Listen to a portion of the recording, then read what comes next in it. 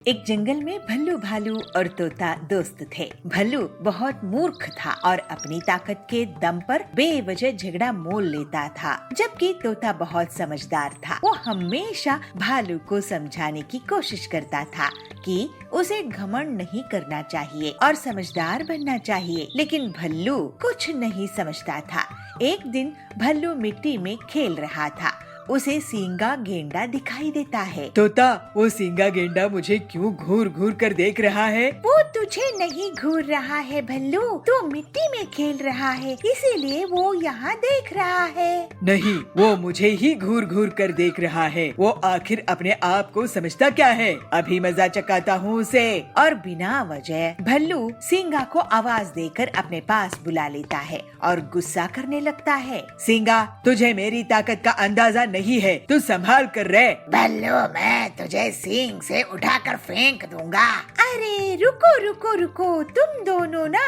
फिर तोता सींगा को थोड़ा दूर ले जाकर कहता है, सींगा भाई, भल्लू के शरीर में बहुत खुजली है। देखो वो कैसे खुजली मिटाने के लिए मिट्टी में लोट-पोट कर रहा था। उसको तुम छू लोगे तो तुम्हें भी खुजली हो जाएगी। सींगा ये सुनकर वहाँ से चला जाता है। देखा तोता, वो डर के कारण भाग गया। तोता उसकी नासमझी से दुखी हो जाता है। और ऐसे ही एक दिन भल्लू झाड़ियों में अपना खाना खा रहा था। तोता बैठा हुआ था और देखता है कि भल्लू की तरफ शेरा आ रहा है। तोता जोर जोर से आवाज करने लगता है। उसकी आवाज सुनकर शेरा उसकी तरफ जाता है। तुम इतनी जोर से किसको आवाज दे रहे थे तोता? शेरा की बात सुनकर तोता डर जाता है। वो शेरा जी आपको ही आवाज दे रहा था, क्योंकि आपके पैर के पास सांप था। क्या? सांप? शेरा डर जाता है और वहाँ से भागने लगता है। ये देखकर भल्लू अपनी आदत के अनुसार कल्पना कर लेता है कि तोता, देखा तुमने, ये शेरा जरूर मुझे देखकर भाग गया है। आखिर मेरी ताकत के आगे उसकी क्या औकात? ये बात शेरा सुन लेता है और वो तुरंत ही भल्लू के पास पहुँच जाता है। तेरी ये हिम्मत, तू मेरी औकात दिखा रहा है। मैं तुझे अभी सबक सिखाता हूँ। शेरा जी, इसे माफ कर दीजिए ना, ये भोला भाला है। तोता, तू मेरा दोस्त है कि दुश्मन? मुझे भोला भाला बनाकर मुझे नीचा दिखा रहा है। मैं भोला भाला नहीं हूँ, ताकतवर हूँ। अरे भल्लू, कभी तो मेरा कहना मान लिया करो। ये मूर्ख है, इसको इसकी मूर्खता की सजा मिलनी चाहिए। मुझे मूर्ख कहता है? शेरू, तू तो गया आज काम से। और ऐसा कहकर भल्लू शेरा पर झपट मारता है, लेकिन शेरा आखिर शेरा था। वो भालू का शिकार कर लेता है। अपने बड़बोलेपन और अपने अच्छे दोस्त की सलाह नहीं मानने के कारण झगड़ालू स्वभाव का मूर्ख भल्लू शेरा का शिकार हो गया था। इसलिए समझदारी से बात करनी चाहिए। घमंड नुकसान करता है।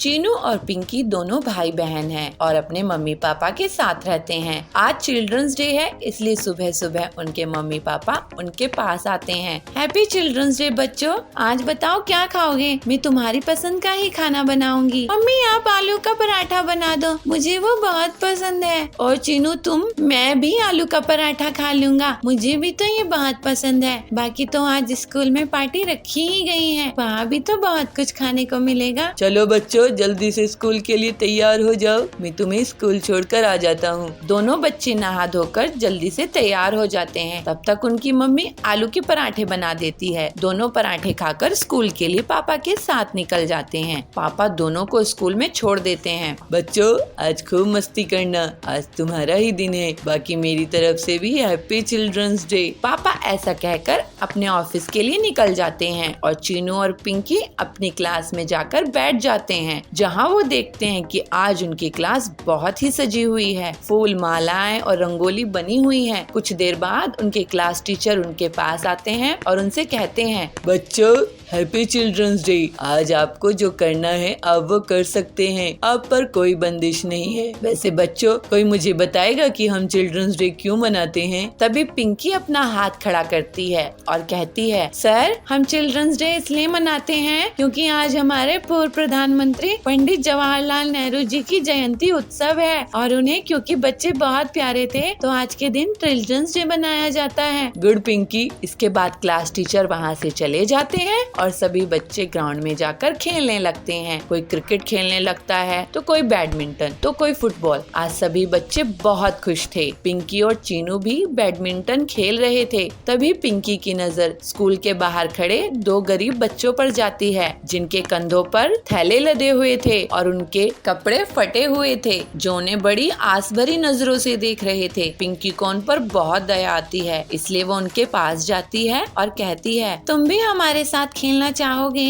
नहीं नहीं, किसी ने देख लिया तो बहुत मार पड़ेगी। नहीं, तुम्हें कोई नहीं मारेगा, चलो हमारे साथ। चीनू और पिंकी उन दोनों बच्चों को स्कूल के अंदर ले आते हैं और उन्हें भी अपने साथ खिलाते हैं और खाने के लिए मिठाई और चॉकलेट भी देते हैं। अब हम चलते हैं, हमें कबाड़ इकट्ठा करना है। अगर कबाड़ इकट्ठा नहीं किया तो बहुत मुसीबत हो जाएगी, हमें खाना भी नहीं मिलेगा। क्या तुम स्कूल नहीं जाते? हम बहुत गरीब हैं, स्कूल की फीस बहुत महंगी होती है जो हमारे माँ बाप नहीं भर सकते। तभी उन बच्चों पर गार्ड की नजर पड़ती है और वो उन्हें स्कूल से बाहर निकालने लगता है। चलो चलो निकलो यहाँ से, पता नहीं कहाँ से आ जाते हैं। 2 मिनट के लिए नजर क्या हटी, तुम तो अंदर ही घुस गए। चलो निकलो यहाँ से। गार्ड अंकल, इन्हें मत निकालो ना, ये हमारे साथ खेल रहे हैं, इन्हें खेलने दो। अरे बेटी, इन्हें बाहर नहीं निकाला तो मुझे काम से निकाल दिया जाएगा। तभी चीनू के क्लास टीचर उनके पास आते हैं। कोई तुम्हें काम से नहीं निकालेगा, ये भी बच्चे हैं, इनका भी खेलने का मन करता है, खेलने दो इन्हें। बच्चों, तुम स्कूल में पढ़ना चाहोगे? बच्चे ये सुनकर बहुत खुश हो जाते हैं। शिक्षा पर सभी का हक है और कल तुम अपने माँ बाप को स्कूल लाना, मैं उनसे बात करूँगा और तुम्हारी पढ़ाई का खर्च खुद ही उठाऊंगा। बच्चे ये सुनकर बहुत खुश हो जाते हैं, साथ ही चीनू और पिंकी भी, क्योंकि उन्हें नए दोस्त जो मिल गए थे, इसलिए वो सभी मिलकर खेलते हैं और चिल्ड्रंस डे का सही फायदा उठाते हैं। शहर के एक जंगल में पीलू अपने पति बबलू कबूतर के साथ रहा करती थी। वो अपने पति को लंच बॉक्स देकर उसे ऑफिस भेजती है। तभी उसे एक अपने मोटर वाहन से उतरती दिखती है। अरे बबली, तू?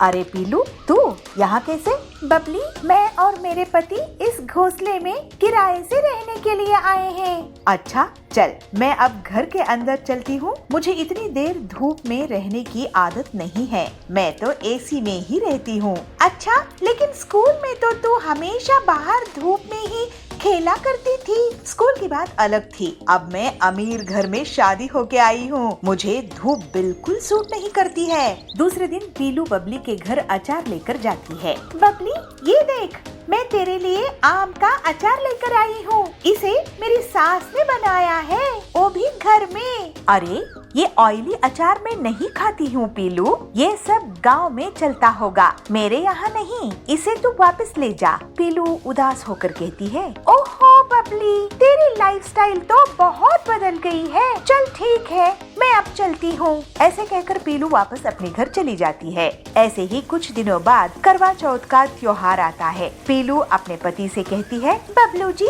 मैं ये साड़ी करवा चौथ में पहनूं तो कैसी लगेगी? पीलू, तुम भी क्या सोचती होगी कि कैसा पति मिला है, किराए के घर में रखा है, नई साड़ी भी नहीं दिला सकता।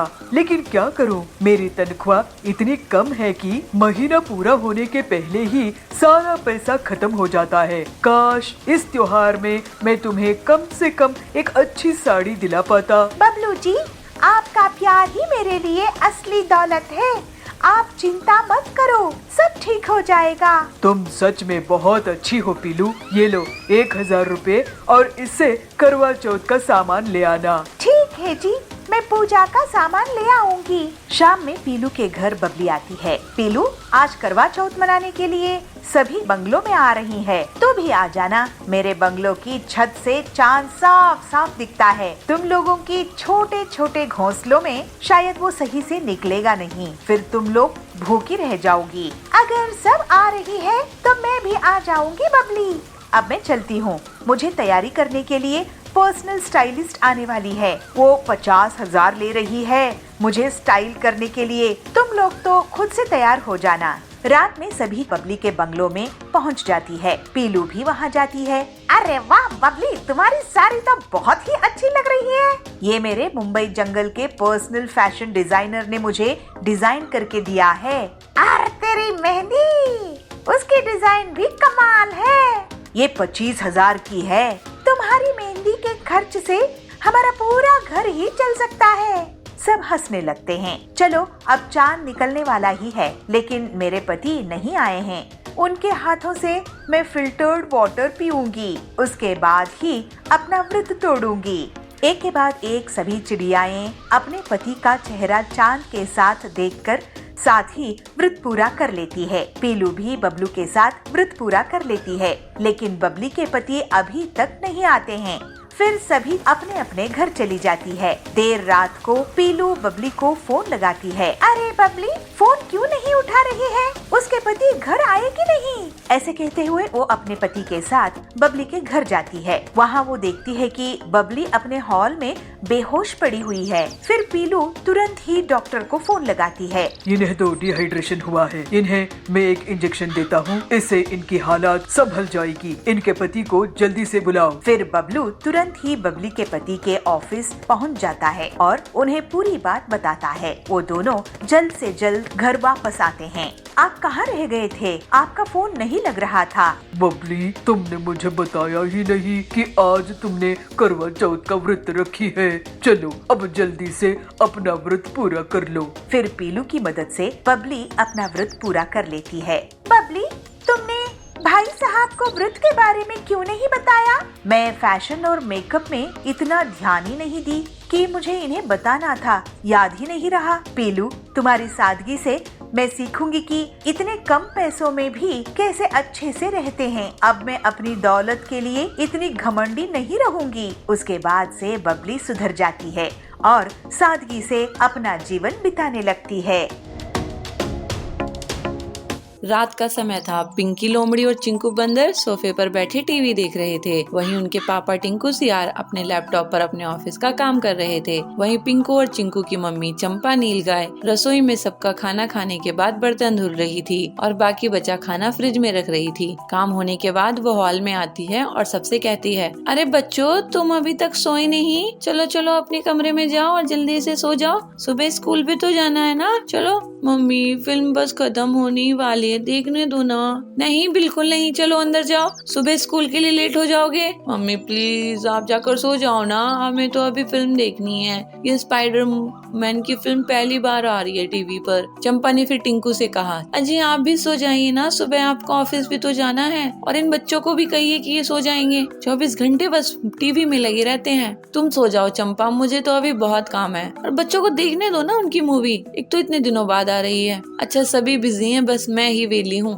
ठीक है, मैं तो उल्लू की तरह जाग नहीं सकती, मैं तो चली सोने। चंपा ऐसा कहकर सोने के लिए चली जाती है। तभी टिंकू अपने बच्चों से कहता है, बच्चों चलो काम पर लगते हैं, तुम्हारी मम्मी सोने चली गई, इससे अच्छा मौका नहीं मिल सकता। चलो। हाँ पापा, हमें तो अभी बलून भी फुलाने हैं और घर की सजावट भी करनी है। चलो चिंकू। पिंकी देखती है कि चिंकू तो सो चुका है। वो इसको हिलाती है पर चिंकू फिर भी नहीं जागता। फिर पिंकी उसके मुंह के ऊपर कुछ पानी की बूंदें छिड़कती है, जिससे चिंकू होश में आता है। अरे मेरी नींद खराब कर दी, अच्छा खासा सपना देख रहा था, स्पाइडरमैन से भी मेरी मुलाकात होने वाली थी। सपना बाद में देखना चिंकू, पहले चलकर बलून फुलाते हैं और घर की सजावट करते हैं। तू भूल गया, मम्मी का जन्मदिन है। लो बच्चों, मैं बलून ले आया, चलो। सभी मिलकर बलून फुलाते हैं और फिर कमरे की सजावट करते हैं। तभी पिंकी कहती है, पापा वो डिलीवरी वाला आता ही होगा, अगर उसने घंटी बजा दी तो मम्मी जाग जाएगी और हमारा सारा सरप्राइज खराब हो जाएगा। चलो पहले केक ही ले लेते हैं। टिंकू अपने पर्स से पैसे निकालकर घर का दरवाजा जैसे ही खोलता है तो वो देखता है कि सामने डिलीवरी बॉय खड़ा हुआ है। अरे आपको कैसे पता चला कि मैं आ गया हूँ? मैं बस अभी घंटी बजाने ही वाला था। इसलिए तो कि तुम घंटी ना बजा सको, हमने ये दरवाजा खोल दिया। लो ये रहे तुम्हारे पैसे। डिलीवरी बॉय टिंकू को केक देकर और अपने पैसे लेकर वहाँ से चला जाता है। पिंकी, ये केक फ्रिज में रख दो और चिंकू चलो अपना अधूरा छूटा काम पूरा करते हैं। सभी मिलकर कमरे की सजावट करते हैं। तभी पिंकी कहती है, पापा 12 बजने में 1 मिनट है, जल्दी चलो, मम्मी को उठा देते हैं। हाँ चलो। सभी केक लेकर मम्मी के कमरे में जाते हैं और सभी एक साथ कहते हैं happy birthday to you, happy birthday to you. ये सुनकर मम्मी नींद से जाग जाती है। अरे मेरे बच्चों, तुम्हें याद था कि मेरा जन्मदिन है? और क्या मम्मी, आप हमारा इतना ख्याल रखते हो, हम आपका जन्मदिन भी नहीं याद रख सकते? मम्मी बच्चों को गले लगा लेती है और फिर टिंकू कहता है अरे भाग्यवान, केक भी काटो और चलो तुम्हारे लिए एक सरप्राइज है। टिंकू और बच्चे मम्मी को एक कमरे में लेकर जाते हैं जहाँ उन्होंने वो सजावट की थी, जिसे देख मम्मी बहुत खुश हो जाती है और फिर केक काटती है और एक एक करके अपने बच्चों और पति का मुंह मीठा करवाती है। मम्मी आपके लिए एक और सरप्राइज है। क्या सरप्राइज बच्चों? कल नाना नानी भी आ रहे हैं आपका जन्मदिन मनाने। सच में? अरे बच्चों, तुमने सारा सरप्राइज खराब कर दिया। ये बात बतानी थोड़ी थी, ये तो राज रखनी थी। कल जब नाना नानी आते तब मम्मी को देखते कितनी खुश हो जाती। अब बता दिया तो बता दिया, जाने दो ना। अगले दिन मम्मी के माँ बापा भी गांव से आ जाते हैं और मम्मी उनके साथ अपना पूरा दिन बिताती है और इस बार का जन्मदिन बहुत ही खुशहाली से मनाती है। एक गांव में नंदू नाम का एक बंदर रहता था। वह उस गांव में समोसे बेचकर अपना गुजारा किया करता था। नंदू बंदर बहुत सालों से सभी जानवरों को अपने हाथ के समोसे खिला रहा था, इसलिए सभी जानवरों को नंदू पर बहुत भरोसा था और नंदू बंदर को भी सभी जानवरों पर बहुत विश्वास था। कभी कभी अगर कोई पैसे नहीं भी लाता था तो नंदू उनसे कहता, अरे क्या दिक्कत हो गई भाई, जब तुम कल खाने के लिए आओगे तो तब दे देना, पैसे कौन से भागे जा रहे हैं, आप समोसा खाओ, पैसे आप मुझे बाद में दे देना। अरे शुक्रिया नंदू भाई, तुम्हारे हाथ के समोसे बहुत ही अच्छे हैं, इसलिए मैंने खाए बिना रह ही नहीं पाता हूँ, लेकिन आप फिक्र मत करिए, मैं शाम तक आपके सारे पैसे लौटा दूंगा। वह हाथी समोसे खाकर चला जाता है और शाम को वापस आते हुए नंदू बंदर के समोसे के पैसे उसे दे देता है और खुशी खुशी वहाँ से चला जाता है। नंदू की दुकान बहुत ही फेमस थी, इसलिए उसकी दुकान के बाहर हमेशा बहुत भीड़ लगी रहती थी। सभी जानवर वहाँ पर लाइन लगाकर समोसे खाया करते थे। एक दिन पप्पू नाम का एक लोमड़ वहाँ आता है और वह नंदू की दुकान पर इतनी भीड़ देखता है तो मन ही मन सोचता है, अरे वाह, इस समोसे की दुकान पर तो बहुत भीड़ है, अगर मेरी भी दुकान ऐसे ही चल पड़े तो मैं भी माला माल हो जाऊंगा। इस जंगल में बस एक ही समोसे वाला है, इसलिए मुझे यहीं पर अपनी समोसे की दुकान खोल लेनी चाहिए, मुझे अब ज्यादा देर नहीं करनी चाहिए। ऐसा कहकर पप्पू फौरन ही नंदू बंदर के सामने वाली दुकान को किराए पर ले लेता है और अगले दिन से वह समोसे बनाने का सामान ले आता है और उन्हें इकट्ठा करके समोसे बनाना शुरू कर देता है। अरे मैं तो एक चीज भूल ही गया, अगर मैंने उसे नहीं डाला तो समोसे में कैसे मजा आएगा, अभी लेकर आता हूँ। और फिर पप्पू लोमड़ अपने थैले में से एक डिब्बी निकालता है और उसको समोसे के आलू में डाल देता है और फिर आलू में अच्छे से मिलाकर समोसे बनाना शुरू कर देता है। थोड़ी देर में समोसे तैयार हो जाते हैं और वह समोसे दुकान पर लगाकर कहने लगता है, अरे पप्पू के समोसे खाओ और सारी टेंशन भूल जाओ, जो पप्पू के समोसे खाए वो बार बार आए। तभी वहाँ पर धीरे धीरे कुछ जानवर जमा होने लगते हैं और पप्पू के समोसे खाने के लिए मांगते हैं। समोसे सच में बहुत टेस्टी थे, इसलिए वे और मंगा कर खाते हैं और बस धीरे धीरे सभी जानवर पप्पू के समोसे खाने के लिए आया करते थे। अब पप्पू की दुकान भी काफी अच्छी चलने लगी थी, इसलिए पप्पू सस्ती और सड़ी हुई चीज का इस्तेमाल करके उसमें खास तरह से बनी एक दवाई मिलाकर सभी ग्राहकों को खिलाता, जिससे ग्राहकों को बहुत अच्छा लगता था। अब नंदू बंदर के दुकान पर कोई भी नहीं आता था। मेरे सारे ग्राहक अब पप्पू समोसे वाले के पास जाने लगे हैं, आखिर इसके समोसे में ऐसा क्या है, मैं एक बार इसके समोसे खाकर देखता हूँ। नंदू बंदर अपना भेष बदलकर पप्पू के समोसे खाने के लिए पहुँच जाता है। उस समय पप्पू लोमड़ समोसे बना रहा था, तभी नंदू अंदर उसे एक दवाई मिलाते हुए देख लेता है और वह समझ जाता है, ये तो कोई गलत दवा मिलाकर सभी जानवरों को अपने समोसे खिलाता है। अगर ऐसा ही रहा तो ये सभी जानवरों की सेहत के साथ खेलता रहेगा और उन्हें बीमार कर देगा। मुझे सभी को इसकी सच्चाई बतानी होगी। अगले दिन नंदू बंदर अपनी दुकान पर कुछ दवाई रख लेता है और उन्हें बेचने लगता है। दवाई ले लो दवाई, दवाई ले लो दवाई। कुछ जानवर उसके पास आते हैं और उससे कहते हैं, अरे नंदू भैया, तुमने दवाई बेचना भी शुरू कर दिया क्या? हाँ भाई, क्योंकि अब आप बीमार पड़ने वाले हो ना, आपका ध्यान भी तो मुझे ही रखना होगा ना। क्यों भाई, हम क्यों बीमार होंगे? क्योंकि आप पप्पू के समोसे खाते हो और वह अपने समोसों में एक दवाई मिलाता है, जिससे आपकी तबीयत तो खराब हो ही जाएगी और फिर मेरी दवाई की तो जरूरत पड़ेगी ना। क्या सच में पप्पू हमारे साथ ऐसा कर रहा है? चलो भाइयों, अभी पप्पू लोमड़े को सबक सिखाते हैं। सभी पप्पू लोमड़े की दुकान पर जाते हैं और उससे कहते हैं, अरे पप्पू, तू क्या हम सभी को मारना चाहता है? वे दवाई मिलाकर पप्पू लोमड़ी सुनते ही घबरा जाता है और उसका चेहरा पसीने में हो जाता है। मुझे माफ कर दो, मैं अब से ऐसा नहीं करूँगा। करेगा तो तू अब जब यहाँ तू रहेगा। चल निकल जा यहाँ से, हमारे गाँव से, वरना अच्छा नहीं होगा। सभी जानवर उसे गाँव से बाहर निकाल देते हैं और नंदू सभी जानवरों को बचा लेता है। सभी का नंदू बंदर पर विश्वास अब और बढ़ जाता है। नैनपुर गांव के जंगल में पीलू की एक छोटी सी बेकरी की दुकान थी। उसके हाथ के जाम, पिज्जा, बर्गर लोगों को बहुत पसंद आते थे और उसके यहाँ हमेशा भीड़ लगी रहती थी। पीलू की बहुत तारीफ होती थी। वहीं पर उसकी दुकान के सामने जाबाज की भी बेकरी थी। वो पीलू से बहुत जलता था। एक दिन वो नया साल शुरू होने के पहले अपनी दुकान में केमिकल से बने अलग अलग फ्लेवर्स के बड़े बड़े पिज्जा, बर्गर बेचना शुरू कर देता है। बड़ा साइज होने की वजह से लोग वहीं जाते थे, लेकिन उसका स्वाद उन्हें अच्छा नहीं लगता था। इससे पीलू की दुकान में अब लोग कम जाने लगे। ऐसे ही एक दिन ब्रेड सप्लाई करने वाला बबलू पीलू के पास पहुंचता है। पीलू बहन, क्या बात है, आप आजकल पिज्जा, बर्गर, ब्रेड्स का ऑर्डर नहीं कर रही हो? नया साल आने वाला है, अब तो लोग ज्यादा डिमांड करेंगे। क्या बताऊं बबलू भाई, उस कालू के कारण मुझे बहुत नुकसान हो रहा है। मैं तो दुकान बंद करने की सोच रही हूँ। अरे ऐसे अपशगुन बातें मत करो बहन, ऐसे हार मत मानो। तुमने बहुत मेहनत से दुकान बनाई है। लेकिन भाई साहब, आप तो अच्छे से जानते हो मुझे बहुत नुकसान हो चुका है। अब मैं और नुकसान नहीं ले सकती। नया साल में सब खुशियाँ मनाएंगे, लेकिन मेरी दुकान बंद हो जाएगी। मैं उधार लेकर दुकान नहीं चलाऊंगी। तुम फिक्र मत करो पीलू बहन, मैं तुम्हारे लिए रास्ता निकालता हूँ। मेरे जीजा जी अफ्रीका के जंगल में फ्रूट्स का काम करते हैं। मैं तुम्हारे लिए वहाँ से अनोखे फ्रूट्स मंगवाऊंगा। तुम्हारे हाथों में तो वैसे भी जाम बनाने का जादू है, बाजार में पहचान है। तुम जाम में जरूरी विटामिन होते हैं कहकर बेच देना। काम कम दाम में लोग बहुत खरीदेंगे, इससे उनका भी फायदा होगा क्योंकि वो केमिकल से बना हुआ जाम नहीं होगा। बस फिर क्या, तुम उससे खूब मुनाफा कमाना। वाह बबलू, नए साल में नया काम, नया जाम, मजा आएगा। अगर अफ्रीका से फल आए तो। पीलू तैयार हो गई और फिर बबलू उसको अफ्रीका के इंपोर्टेड फल लाकर देता है, जिससे पीलू शाम में कम पिज्जा बर्गर बनाती है और उसे अपनी सहेली की बेटे टिल्लू को टेस्ट कराती है।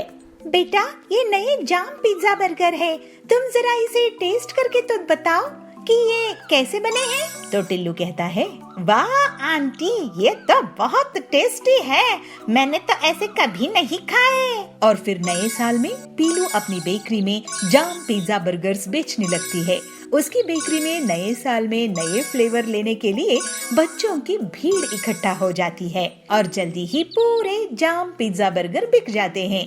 इसके बाद से वो लगातार बबलू से अफ्रीका के फ्रूट्स मंगवाने लगती है। पीलू अपने जाम पिज्जा बर्गर्स को बहुत कम दाम में बेचती थी और वो केमिकल के भी नहीं थे। इसकी वजह से जाबाज की बेकरी अब ठप पड़ने लगी। पीलू के जाम पिज्जा बर्गर्स को अब बड़े बड़े ऑर्डर्स मिलने लगे और वो बहुत अमीर हो गई। लोग उसके जाम पिज्जा बर्गर को नए साल की बड़ी बड़ी पार्टी में ऑर्डर करने लगे, लेकिन पीलू ने उसके दाम नहीं बढ़ाए। इस वजह से गरीब लोग भी उसके जाम पिज्जा बर्गर को खा सकते थे। फिर पीलू अपना जीवन हंसी खुशी बिताने लगी। एक समय की बात है, एक शहर में पीकू नाम का एक बंदर और उसकी बहन चंपा अपने मम्मी पापा के साथ रहते थे। पीकू और चंपा बहुत ही नखरीले थे। उन्हें हरी सब्जियों से बहुत परहेज था, इसलिए जब कभी भी घर में कोई हरी सब्जी बना करती थी तो वो दोनों सब्जियां नहीं खाया करते थे और पिज्जा बर्गर की डिमांड किया करते थे। एक दिन मम्मी ने करेले की सब्जी बनाई, जिसे देख चंपा और पीकू मुंह बनाने लगे। अरे मम्मी, ये आपने क्या बनाया है? आपको पता है ना, हमें बैंगन, करेले, पालक, मेथी सब नहीं पसंद, फिर आप क्यों बनाती हो? चुपचाप होकर सब्जी खाओ। सब्जी खाने से तुम्हारी आंखों की रोशनी तेज होगी। पढ़ते नहीं हो क्या स्कूल में? पढ़ते हैं मम्मी, लेकिन ये सब हमें अच्छी नहीं लगती, हटाओ इसे। मम्मी गुस्सा हो जाती है और अपने कमरे में चली जाती है। वही दोनों बच्चे पापा से कहकर एक पिज्जा ऑर्डर कर लेते हैं और पिज्जा खाकर सो जाते हैं। ऐसे ही कुछ दिन बीत जाते हैं। बच्चे घर में बनी कोई भी हरी सब्जी नहीं खाते थे।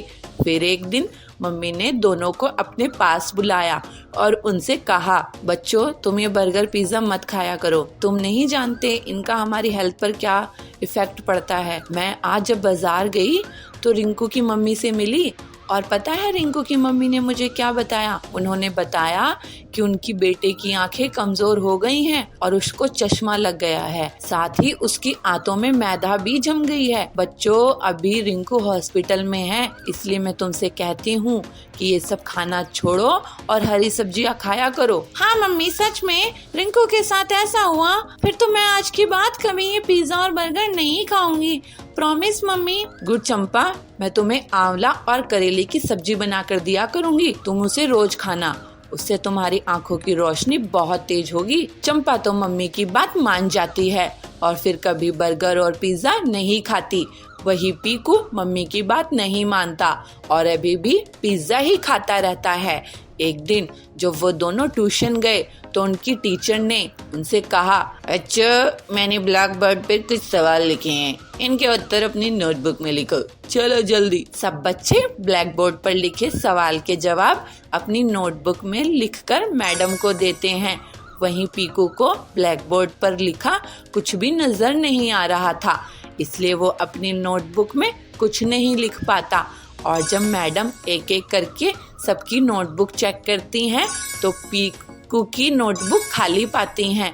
ये क्या है पीकू, तुमने नोटबुक में कुछ क्यों नहीं लिखा है? पीकू डर के मारे कुछ नहीं कहता।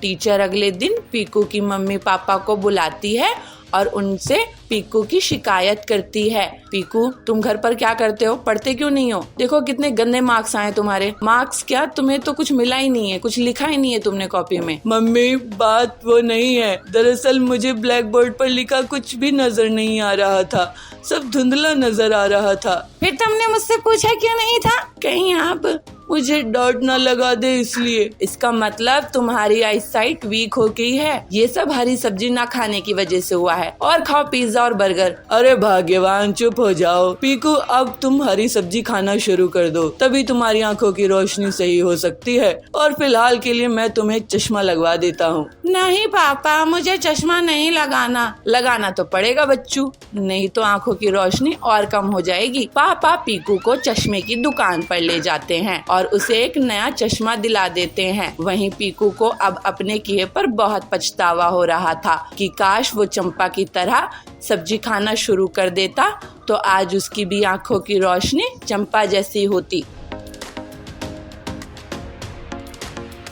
बालीपुर गांव में पीलू लस्सी बेचती थी। पीलू की लस्सी बहुत बिकती थी। पीलू घरेलू तरीके से दही जमाती थी, अच्छी क्वालिटी का महंगा दूध खरीदती थी और दही जमाने में बहुत सावधानी रखती थी और बहुत अच्छे से घर में ही अलग अलग फ्लेवर्स बनाकर बेचा करती थी। पीलू की लस्सी लोगों को बहुत पसंद आती थी। उसकी दुकान के सामने कालू की भी लस्सी की दुकान थी। वो पीलू की तरक्की से जलता था। पीलू ग्राहकों को अपनी आवाज से बुलाती रहती है, लस्सी ले लो लस्सी, अलग अलग फ्लेवर्स की मीठी मीठी स्वादिष्ट घर के दही से बनी हुई लस्सी।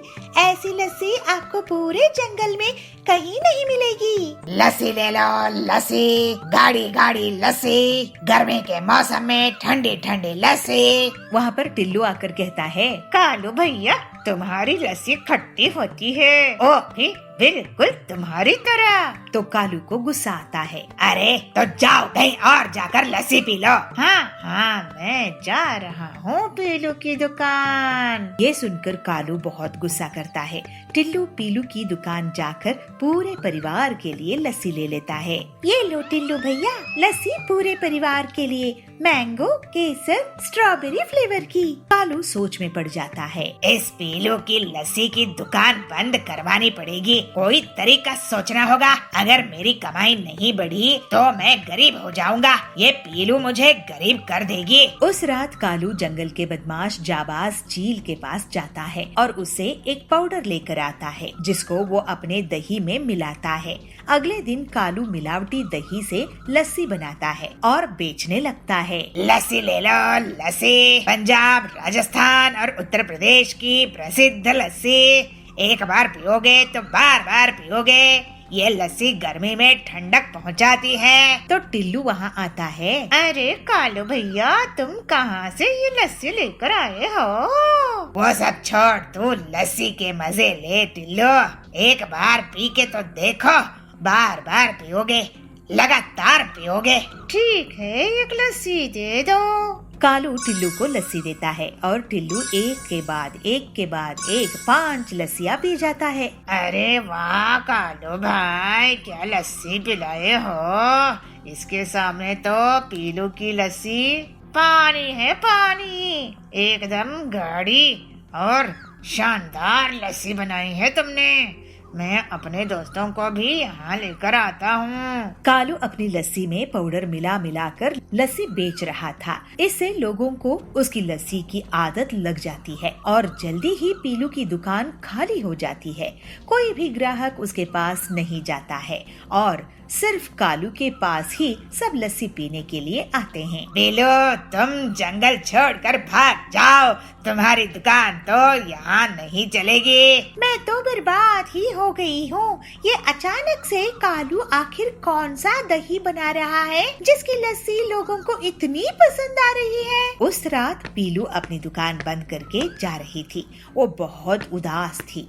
तभी उसे कालू चुपचाप घने जंगल में उड़ता हुआ दिखता है। अरे कालू इतनी रात में गहरे जंगल में कहाँ जा रहा है? ये जरूर कुछ गड़बड़ करता है। और पीलू चुपकर कालू को जाबाज से पाउडर खरीदता हुआ देख लेती है और फिर पीलू कालू का पीछा करती हुई उसके घर में पहुंच जाती है। कालू उस पाउडर को दही में मिलाते हुए वो देख लेती है। पीलू तुरंत ही हरिया इंस्पेक्टर के पास जाती है। इंस्पेक्टर साहब, कालू दही में नशा मिला रहा है जिससे लोगों को उसकी लस्सी की आदत लग रही है। हरिया ये सुनकर बहुत गुस्सा करता है। और मैं उसे रंगे हाथों पकड़ लूंगा तो मैं उसकी हड्डियां तोड़ दूंगा। फिर इंस्पेक्टर हरिया को लेकर कालू के घर जाता है और कालू के घर की तलाशी लेता है। उसको वहाँ पैकेट में थोड़ा सा नशा मिलता है। वो जबरदस्ती कालू को उसी की लस्सी पिला देता है जिससे कालू उल्टी करने लगता है। फिर कालू सब कबूल कर लेता है। कालू, तुम मुझे और मेरे परिवार वालों को नशे वाली लस्सी बेच रहे थे। अब हम सब तुम्हारी पिटाई करेंगे। कालू की बहुत पिटाई होती है और फिर उसे जेल हो जाती है। इस तरह से पीलू अपनी ईमानदारी के कारण जंगल में अकेली लस्सी बेचने वाली रह जाती है और अपना जीवन हंसी खुशी बिताने लगती है।